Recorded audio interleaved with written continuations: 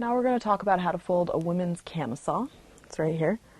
And this one we're going to go back to folding it face down. Now this camisole is tricky, and I picked it because it's tricky because it's got this ruffle at the bottom. So obviously you're not going to get as uniform a hem as you'd normally like. The trick with camisoles is that you don't want the straps sticking out. So first thing you want to do is sort of fold these down. You make a little fold at the top. And then you're going to fold it like a t-shirt, even though the cut isn't exactly the same. This is a little bit slinkier, so it'll hold its shape. So you're going to fold it in.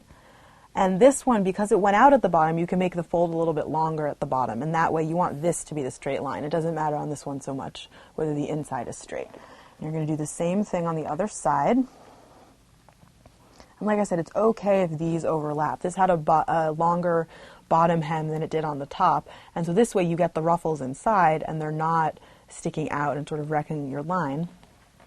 And so then what you want to do is pull this up, and voila, you have a beautiful folded camisole, and you can't see those straps.